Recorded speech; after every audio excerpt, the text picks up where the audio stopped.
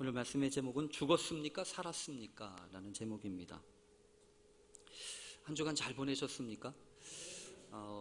저도 잘 보냈습니다. 한편으로 보면 이 봄날에 이런저런 일들이 있는 것을 보면서 한편으로 좀 아쉽기도 하고 안타깝기도 하고 하는 부분들이 참 많이 있었습니다. 특별히 말씀을 준비하는 기간 동안에 저 강원도에서 있었던 산불, 강풍이 급속도로 번지고 있는 모습에 대한 이야기를 들으면서 참 걱정이 많았는데 여러 가지로 생각이 되더라고요. 사실 그렇게 엄청난 지역을 태우던 그 불도 사실은 그 시작은 아주 자그마한 것이지 않았겠습니까?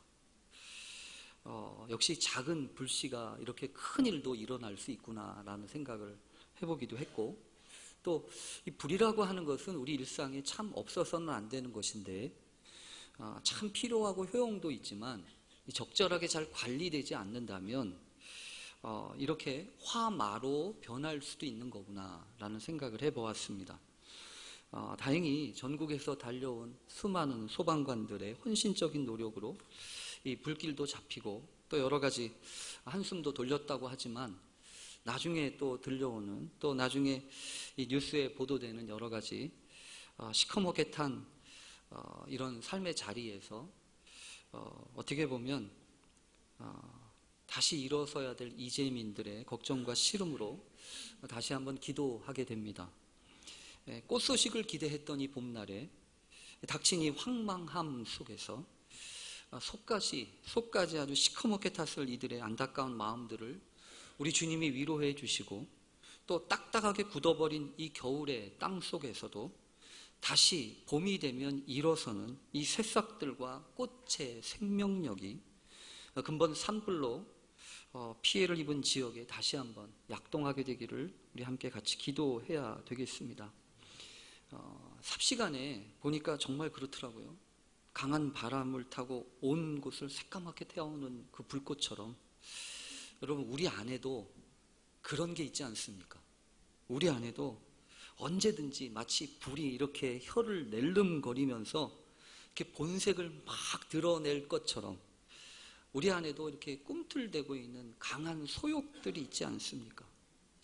이런 소욕이 우리를 확 뒤집어 삼키면 하나님, 우리도 새까맣게 탈 터인데 하나님 도와주십시오. 그렇게 기도하게 됩니다. 세상의 불은요, 그렇게 새까맣게 태워요. 그런데 성경을 통해서 우리에게 보여주시는 성령의 불, 하나님의 불은요, 그렇게 태우지 않아요. 새까맣게 태우고 또 하염없이 꺼져버리는 게 세상의 불이라고 한다면 모세에게 보여주셨던 그 불은요, 여러분 어떤 불이었습니까? 나무도 타지 않게 하고 꺼지지도 않는 불이었지 않습니까?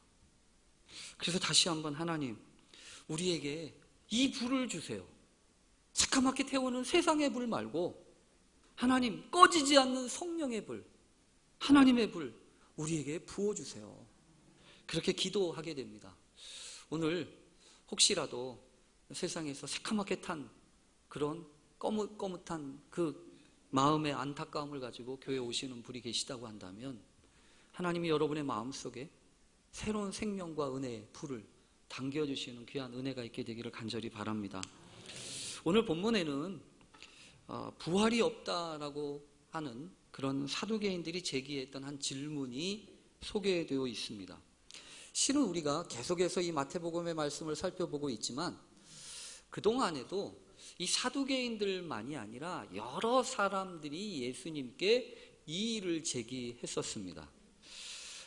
그 사람들을 잠깐 정리해보면 이렇습니다. 대제사장과 장로들이 제기했던 문제 제기가 있었지요. 네가 무슨 권위를 가지고 그 권위 어디서 받았냐? 이 얘기를 하면서 따지고 들지 않았습니까? 예수님이 한바탕 이 성전을 난동을 피우듯이 이 장사꾼들의 모든 것들을 뒤집어 엎었잖아요. 그러니까 속수무책으로 당했다가 정신 차리고 난 다음에 보니까 저 어디서 굴러먹다 먹은 뼈다귀 같은 게 와가지고 이렇게 하니까 그렇게 물은 거 아니겠습니까? 너 도대체 어디서 그런 권위를 가지고 이렇게 일을 하냐라고 하는 이야기를 하면서 권위의 문제를 제기했었습니다. 또 하나는 바리새인들과 헤롯 당원들이 무슨 얘기를 했냐면 로마의 황제 가이사한테 세금을 바치는 게 옳습니까? 틀립니까? 이런 문제를 제기하면서 시험을 해오지 않았습니까? 근데 이번에는 사두개인들이 부활에 대한 문제를 제기하고 있는 겁니다. 그러니까 예수님한테 제기되었던 문제는 크게 세 가지였습니다. 하나는 권위에 대한 문제, 이거는 정치적인 파워의 문제입니다. 그리고 두 번째는 세금과 관련된 경제적인 문제입니다. 그 다음에 세 번째, 부활이라고 하는 문제는 다분히 종교적인 문제였죠. 그러니까 이 종교적인 문제까지, 그러니까 정치적인 문제, 경제적인 문제, 종교적인 문제를 가지고 마치 휘몰아치듯이 예수님을 흔들어대고 있었던 것이 오늘 본문입니다. 이들이 사용했던 아주 중요한 방법 중에 한 가지는 뭐냐 하면 날카로운 질문을 하는 거였습니다. 그래서 우리가 아는 것처럼 여러분 가이사한테 세금을 바쳐야 합니까? 말아야 합니까? 이럴 수도 없고 저럴 수도 없는 그런 난처한 질문을 통해서 예수님을 어떻게 보면 이렇게도 못하고 저렇게도 못하게 만드는 그런 질문들을 해대지 않았습니까? 오늘 본문도 사실은 그런 비슷한 이야기에서 시작합니다. 근데 오늘 성경에 보면 한 가지 우리가 먼저 정리할 게 하나 있습니다. 뭐냐 하면 질문과 관련된 거예요. 사람들은 늘 이런저런 질문을 합니다. 근데 우리 안에도 여러 가지 질문이 있죠. 예배를 드리면서도 오늘 목사가 무슨 이야기를 하나 이것도 생각이 되기도 할 것이고 또 도대체 왜 저런 이야기를 하나라고 하는 것도 생각이 될 것이고 여러 가지 질문을 합니다.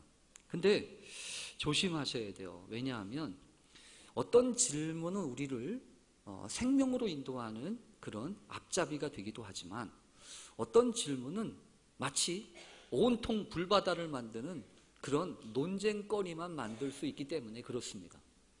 성경에도 보면요, 해서는 안 되는, 어떻게 보면은 잘못된 질문들이 몇 가지가 있습니다.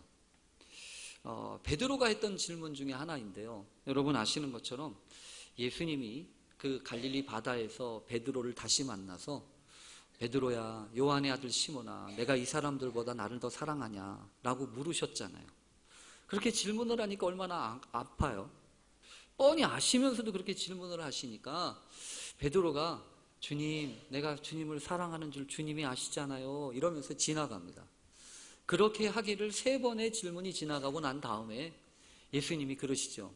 네가 젊어서는 네 맘대로 스스로 띠뛰고 네 맘대로 다니겠지만 네가 늙어서는 네 맘대로 가지 못할 거야. 다른 사람들이 너 데리고 가고 다른 사람들이 두 팔 다 벌리게 할 거야.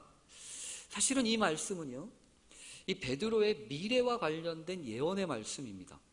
젊었을 때는 네 맘대로 하지만 나이 들어서는 네 맘대로 못해 라고 하시면서 하나님이 어떻게 베드로를 사용하실 건지와 관련된 상당히 귀한 그런 말씀이었습니다.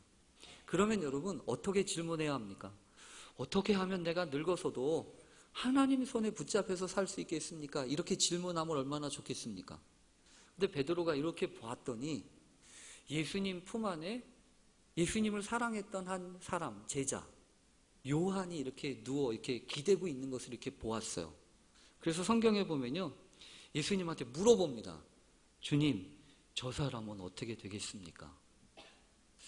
사실 궁금한 건 맞지만 사실은 저와 좋은 질문은 아니었어요. 그래서 성경에 보면 예수님이 아예 탁 단칼에 잘라내시잖아요. 내가 올 때까지 그를 머물게 하고자 할지라도 너한테 무슨 상관이냐? 쉽게 말하면 그게 너하고 무슨 상관인데 신경 끄시지? 이렇게 하시는 거 아니겠습니까? 그러니까 좋은 질문이 아니었다는 거예요. 여러분 우리도 마찬가지입니다. 좋은 질문은요 그런 게 아니에요. 좋은 질문은 남의 얘기하는 게 좋은 질문이 아닙니다. 또 성경에 보면 사도행전 8장에 보면 재미난 질문 하나가 나옵니다. 초대교회에 엄청난 부흥의 역사가 일어나면서 사도들이 가서 사람들에게 안수를 하기 시작했을 때 성령님이 임하셔요. 근데 그것을 보았던 마술사 시몬이라고 하는 사람이 눈이 휘둥그레집니다. 그래서 뭐라고 얘기하냐면, 아이고 선생님, 도대체 이런 능력이 어디서 나오는 겁니까? 그러면서 아마 이 말 했을 것 같아요. 어떤 거 했냐면, 그거 얼마면 됩니까? 그거 얼마면 됩니까? 그래서 내가 돈을 드릴 테니까 그런 신기한 능력을 나한테도 좀 주십시오. 그래서 내가 누구든지 기도하면 성령님이 임하게 해주십시오 라고 하는 얘기를 하죠. 그때 그 얘기를 듣고서 베드로가 깜짝 놀랍니다. 뭐라고 깜짝 놀라면, 하나님의 선물을 돈 주고 살려고 그래? 네 마음이 삐뚤구나. 너 마음이 삐뚤니까 이 은과 함께 네가 망할 거다라고 이야기하면서 책망하시잖아요. 아무리 좋은 것이라고 할지라도 좋게 접근을 해야지, 좋게 나쁜 방법으로 접근을 하면 그게 은혜가 되지 않는다고 하는 말씀 아니겠습니까? 또 성경에 보면 사울 왕도 여러 가지로 질문을 합니다.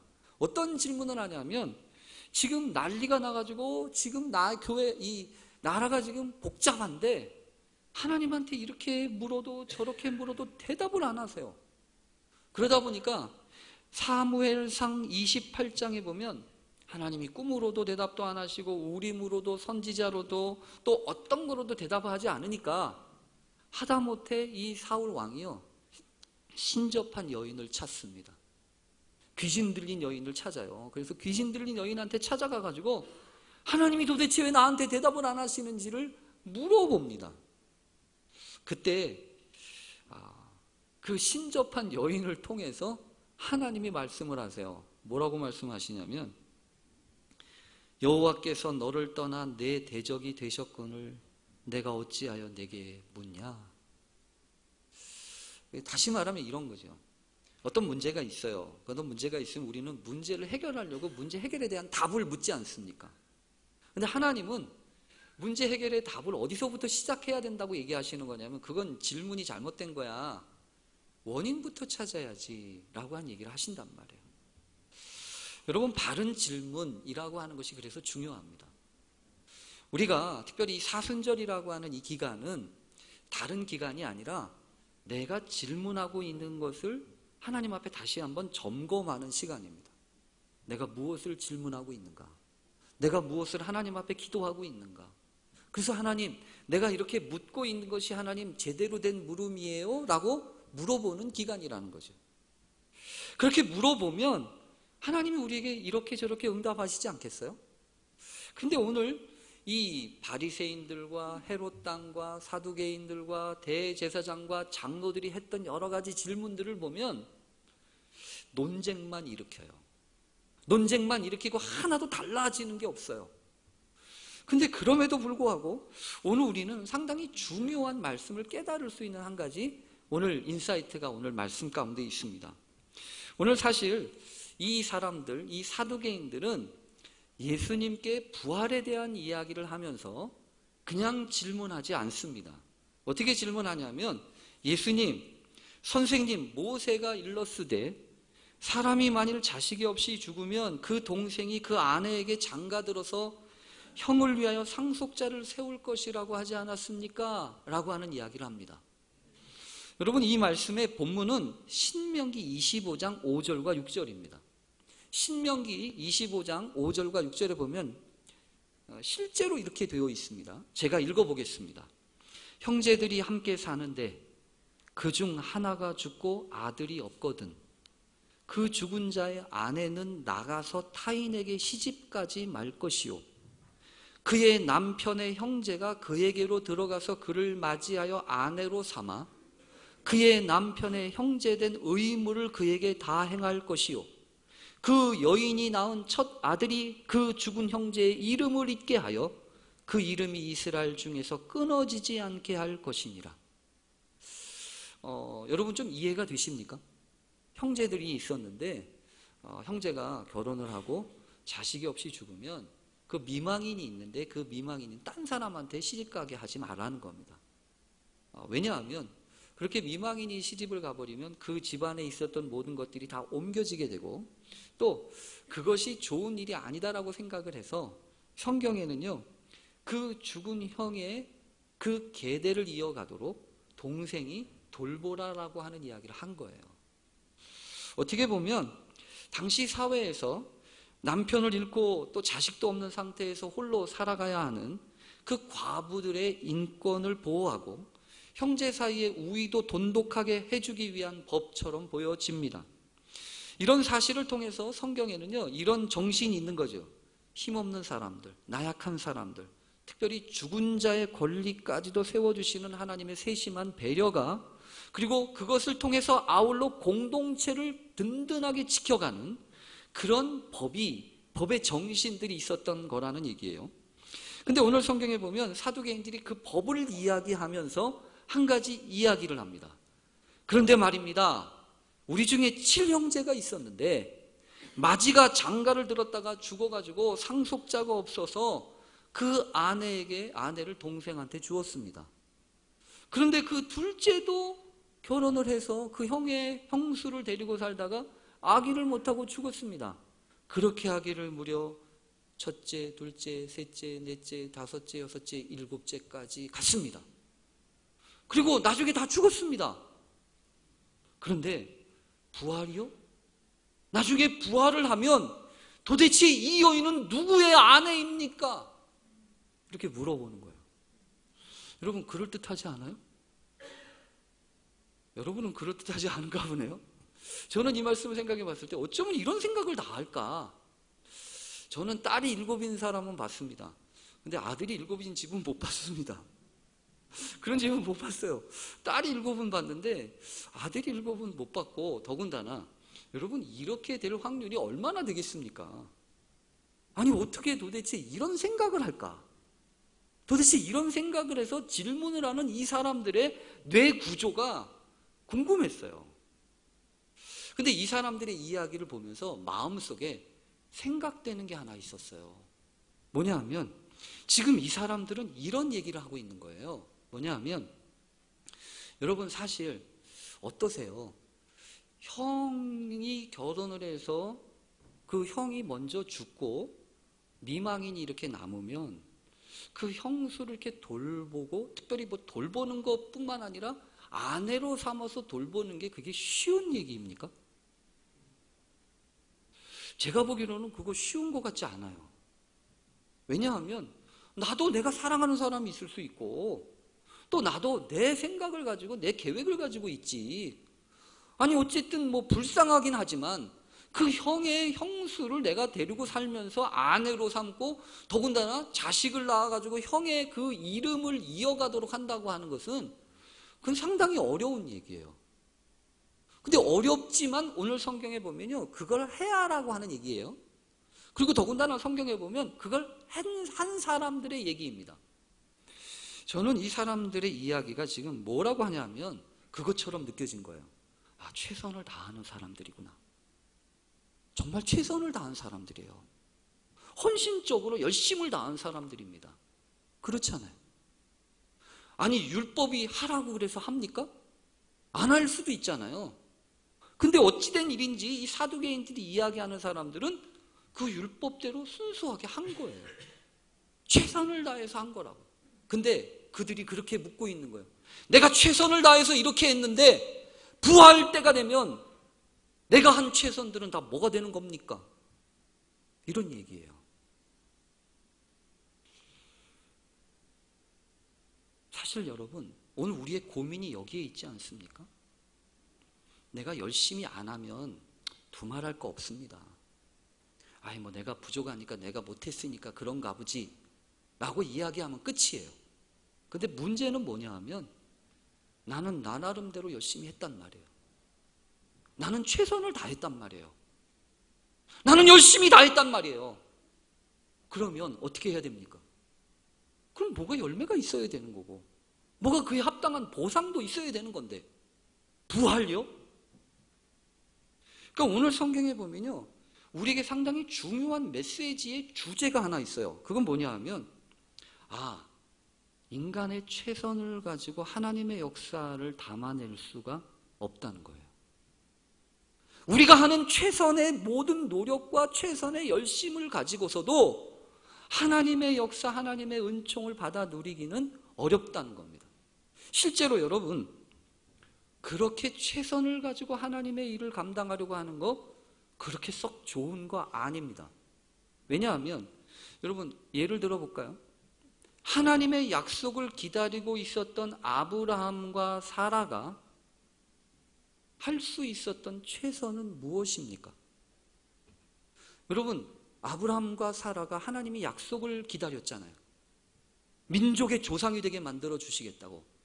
그래서 너의 자손을 하늘의 별처럼 바다의 모래처럼 많게 해주시겠다고. 그런데 하나님이 뻥치셨는지 아기가 없어요. 자식이 없다고요. 그러니까 여러분 어떻게 하죠? 기다리고 기다리다가 사라가 눈물을 머금고 최선을 합니다. 그게 뭐냐 하면 자기가 데리고 있었던 하인 중에 하갈이라고 한 여인을 남편한테 주는 거예요. 남자들은 좋을지 몰라도 사실은 여자들한테는 이게 얼마나 가슴 아픈 이야기이겠습니까? 내가 내 자식을 낳지 못하는 것도 서럽고 안타까운 이야기인데 내가 데리고 있던 내 몸종을 남편한테 줘요? 그리고 그 남편의 자식을 낳게 해요? 여러분, 이거 최선을 다하지 않으면 못하는 일입니다. 그렇잖아요. 근데 여러분, 성경에 어떻죠? 그런 인간적인 최선의 노력을 가지고 하나님의 역사를 담아낼 수가 없어요. 그뿐입니까? 애굽에서 노예 생활을 하고 있었던 자기 동족을 위해서 모세가 할 수 있었던 최선이 무엇입니까? 왕궁의 왕자로 자라서 함부로 자신을 드러낼 수는 없고, 그렇다고 의식은 생겼는데 내 동족이 저렇게 고통당하고 아픈 사람들을 보면서 왕자로서 할 일이 무엇입니까? 돕는 거잖아요. 도와서 어디까지 가죠? 잘못해서 때려 죽였어요. 여러분, 이 정도 하면 최선 다한 거 아닙니까? 그래서 모세는요, 자기가 한 일을 가지고 사람들이 다 좋게 생각하고 받아들일 줄 알았어요. 근데 웬걸요? 다음날 나가서 보니까 형제들끼리, 동족끼리 싸우고 있어서 왜 싸우십니까? 라고 이야기를 했더니 하는 말이 뭐예요? 어저께는 애굽 사람 쳐 죽이더니 오늘은 우리 죽이려고 하냐?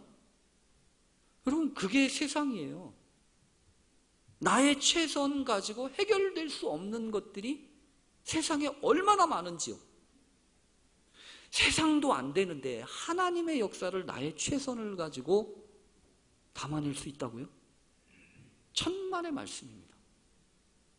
아니에요. 그럴 수 없어요. 그렇게 되어서는 안 돼요. 자신의 최선이 가져오는 미래, 그것을 가지고 하나님 나라의 유업을 받을 수 없다고 하는 것, 그것이 오늘 본문의 중요한 메시지예요. 여러분, 부활이라고 하는 것 그런 거 아니겠습니까? 여러분, 부활이라고 하는 것이 내가 최선을 다한다고 얻을 수 있는 겁니까? 부활이라고 하는 것은 내가 하는 게 아닙니다. 철저하게 내 능력으로 이루어지는 것이 아니라 하나님의 능력으로 이루어지시는 거예요. 인간이 할 수 있는 일이라고 하는 것은, 사람이 할 수 있는 일이라고 하는 것은 죽음에서 모두 끝나버립니다. 더 이상 할 것도 없고요. 할 수 있는 것도 없는 것이 죽음입니다. 그래서 내가 할 수 있는 최선조차 더 이상 아무것도 할 수 없게 되어버리는 것이 바로 죽음이라고요. 그런데 부활이라고 하는 것은요, 그 죽음 다음에 오는 것 아닙니까? 그러니까 이 부활이라고 하는 것은 내가 할 수 있는 최선의 시간이 끝나고 난 다음에 주님이 시작하시는 시간이 바로 그 부활이라는 거예요. 근데 여러분, 오늘 그러는 거 아니겠어요? 내가 최선을 다했는데 어떻게 이런 부활이 있을 수 있습니까? 사실은 부활과 관련돼서 여러 가지 논란이 되는 말씀들이 있어요. 예를 들면 여러분 부활과 관련돼서 어떤 생각을 갖고 계십니까? 만약에 여러분 젊어서 죽은 사람이 부활하면 젊은 사람으로 부활을 하고, 나이 드신 분이 죽어가지고 부활을 하면 나이 드신 분으로 부활합니까? 여러분, 그러면 너무 이상하잖아요? 어디 다쳐가지고 얼굴에 화상을 입은 사람이 죽었다가 나중에 부활을 하면 얼굴에 화상 그대로 있습니까? 그렇지 않다는 거예요. 이 부활이라고 하는 세계, 부활이라고 하는 것은 하나님이 하시는 일이고 하나님의 역사를 담당하려면 그래서 인간적인 생각과 이것을 느린다고 해서 되는 게 아니라는 거예요. 근데 지금 그 문제를 가지고 나왔다는 거죠. 그래서 주님이 그 이야기를 들으신 다음에 얘기하세요. 뭐라고 얘기하냐면 너희가 성경도 모르고 하나님의 능력도 알지 못해서 오해하고 있는 거구나. 부활 때에는 장가도 아니 가고 시집도 아니 가고 하늘에 있는 천사들과 같아 라고 얘기하시잖아요. 여러분, 부활하면 장가도 아니 가고 시집도 아니 간다는 말이 저는 이것도 사실 두 가지 의미가 있을 것 같아요. 어떤 사람은 그러면 안 되는데, 나 결혼해야 되는데 라고 하는 분이 계실 수 있지 않겠어요? 또 어떤 사람은 그래, 이제 무거운 결혼의 짐에서 놓겠네, 더 이상 시집도 안 가고 장가도 안 간다며, 이런 분들이 계시지 않겠어요? 근데 특히 어떤 사람들이 더 서운할 것 같냐 하면 자신만만하고 자신의 능력으로 가득 차서 좋게 생활하던 사람들이 그 불편해할 것 같아요. 근데 주님이 이런 얘기 하시는 게 뭐예요? 인간적인 생각과 최선을 가지고서는 하나님의 부활을 담아낼 수 없다는 거예요. 그러면 어떻게 담아내는데요? 그러면 하나님의 역사를 우리가 어떻게 기대하고 어떻게 담아낼 수 있는데요? 그것이 오늘 본문이에요. 그래서 오늘 성경에 보면 이렇게 얘기합니다. 죽은 자의 부활을 논할진대 하나님이 너희에게 말씀하신 바 나는 아브라함의 하나님이요 이삭의 하나님이요 야곱의 하나님이로라 하신 것을 읽어보지 못하였느냐. 지금 주님이 말씀하시는 것은 부활의 얘기인데 답은 말씀이에요. 그래서 부활을 논할진대 라고 이야기하시면서 하나님이 너에게 말씀하셨다. 이 얘기는 이런 겁니다. 모든 문제의 답은 말씀 안에 있어. 그러니까 여러분, 상황 가운데서 어떤 문제가 되고 어떤 얘기가 되면 어디서 돌아가야 되냐면 말씀으로 돌아가는 거예요. 하나님의 말씀이 우리에게 어떻게 다가오시는지를 보라고 하는 겁니다. 그래서 지금 주님이 말씀하시는 것은 이 얘기죠. 나는 아브라함의 하나님이요 이삭의 하나님이요 야곱의 하나님이로라 하신 것을 읽어보지 못하였느냐. 여러분, 이 말씀이 어디에 있는지 아세요? 성경 어디에 있냐면 거기 관주에 있는데 출애굽기 3장 6절이라고 써 있어요. 출애굽기 3장 6절이 어디냐면 여러분 아시는 것처럼 아까 얘기한 것처럼 모세가 꺼지지 않는 불 가운데에서 하나님을 경험하면서 저게 뭐지 하고 하나님 앞에 오다가 하나님이 얘기하시죠. 모세야 모세야, 네가 선 곳은 거룩한 땅이니 네 발에서 신을 벗어라 라고 이야기하신 다음에 나는 내 조상의 하나님 아브라함의 하나님이요 이삭의 하나님이요 야곱의 하나님이로다 하시는 말씀이 바로 이어져서 나오는 말씀이에요. 여러분 생각해 보세요. 그 당시 모세는요 도망자가 되어서 장인의 양무리를 치면서 세월을 보내고 있었습니다. 그는 분명 죽지는 않았습니다. 죽지는 않았다고요. 그런데 거의 죽은 거나 진배 없어요. 왜냐하면 그에게는 더 이상 미래에 대한 꿈이 없습니다. 미래에 대한 소망 같은 거는 이미 다 팔아먹고 예전에 한바탕 해본 거, 자신이 열심히 노력했던 거, 그런데 통하지 않았던 그 세상의 여러 가지 상처와 아픔이 시커멓게 속이 타가지고 모세는 그 과거의 아픔과 상처를 곱씹고 있는 사람이에요. 이미 죽은 사람이나 진배 없어요. 근데 그에게 주님이 찾아가셔가지고 얘기하시는 거란 말이에요. 이전에 팔팔하고 무엇이든지 다 할 수 있을 것 같았던 전성기의 모세는 어디 갔는지 없어졌는데 80노구가 돼가지고 이제는 뭐든지 할 수 없고 아무것도 할 수 없다고 생각했던 그 모세에게 하나님이 뒤늦게 찾아가셔가지고 젊어서도 하지 못하는 그 일을, 바로에게 가서 내 백성을 구원해내라고 하는 그 일을 하시니, 여러분, 이게 말이나 될 법한 얘기예요? 그래서 모세는 계속해서 이야기합니다. 뭐라고 얘기하냐면, 늦었어요. 안 돼요. 나 못해요. 그게 말이나 될 법한 얘기입니까? 나 못해요. 안 돼요. 여러분, 모세에게는 그게 중요했어요. 상황이 중요했다고요. 여건이 중요했다고요. 조건이 중요했다고요. 능력이 중요했다고요. 근데 하나님한테는 그게 중요하지 않아요. 상황이 문제가 아니고요. 여건이 문제가 아니고요. 모세가 할 수 있냐 없냐 이것도 중요하지 않아요. 뭐가 중요한 거죠? 하나님이 하시려고 하는 계획과 뜻이 중요한 거예요. 하나님의 말씀이 중요한 거예요. 그래서 이야기하시잖아요. 나는 아브라함의 하나님이요, 이삭의 하나님이요, 야곱의 하나님이라고. 여러분, 이 이야기는 그냥 하신 게 아닙니다. 아브라함, 이삭, 야곱을 내가 붙들고 인도해서 믿음의 사람으로 세웠듯이 너 모세도 내가 붙들고 세울 거야 라고 하는 하나님의 계획과 말씀이지 않겠습니까? 그래서 그런 얘기예요. 오늘 주님이 마지막으로 얘기하십니다. 하나님은 죽은 자의 하나님이 아니요, 살아있는 자의 하나님이다. 여러분, 죽은 자의 하나님이 뭔가요? 죽은 자의 하나님은 뭐예요? 죽은 자를 가지고서는 아무것도 할 수 없는 거예요. 이미 죽었다고요. 이미 죽어가지고 끝났다고요.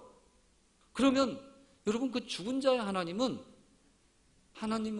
죽은 거예요. 죽은 하나님이라고. 죽은 자의 하나님은 죽은 하나님이란 말이에요. 살아있는 자의 하나님은 어떤 하나님이죠? 살아계신 하나님. 오늘도 역사하시는 하나님이시라고요. 그러니까 오늘 이 말씀은 이 얘기입니다. 네가 믿는 하나님은 살았냐 죽었냐, 그 하나님이 살아있냐 죽었냐를 아는 좋은 방법이 하나 있습니다. 뭐냐 하면, 하나님의 말씀이 내 안에서 살아있으면 하나님 살아계신 분이에요. 근데 하나님의 말씀이 내 안에서 죽어있다면 그 말씀하신 하나님도 죽은 하나님이에요. 여러분의 말씀, 여러분의 마음 가운데, 여러분의 생각 가운데 여러분에게 주신 하나님의 말씀은 살아있습니까? 죽어있습니까? 듣기는 하지요. 그런데 꼼짝도 안 해요. 내 삶을 한 번도 바꿔본 적이 없어요. 하나님의 말씀이 그렇다고 한다면 보나 마나 하나님은 죽은 하나님일 거예요.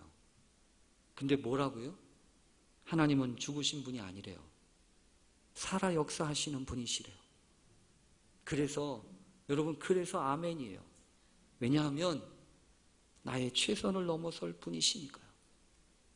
그래서 우리들은 내 최선으로 사는 사람들이 아니라, 최선을 다하지 못해도 하나님이 도우시고 인도하시는 그 말씀 붙잡고, 그 말씀이 새 힘이 되어서, 그 말씀이 능력이 되어서 하나님 앞에 살아가고 믿음으로 세워지는 그 은혜의 삶을 살아가게 되는 겁니다.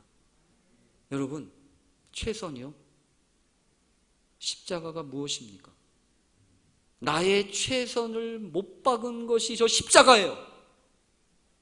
그래서 하나님, 이 십자가를 바라볼 때 내 최선 다 내려놓습니다. 이제는 하나님이 하시는 그 놀라운 믿음의 역사를 우리로 하여금 보게 해 주십시오. 그럴 때 부활의 삶이 시작될 것입니다. 그런 은혜가 우리 모두에게 있어지는 놀라운 역사의 한 달이 되시기를, 사순절 되시기를 축원합니다. 기도하겠습니다. 하나님 아버지, 수고도 하고 애써도 봅니다. 그러나 하나님이 도우시지 아니하면 아무것도 할 수 없기에 나의 최선을 주님 앞에 내려놓습니다. 내가 최선 다했다고 이것이 끝까지 가는 것이 아니라 다 사라질지라도 하나님의 역사는 오롯이 이 모든 것들을 통하여서 역사하실 줄로 믿습니다. 그런 하나님의 은혜가 임하는 하루하루 되게 해 주옵소서. 예수님의 이름으로 기도합니다. 아멘.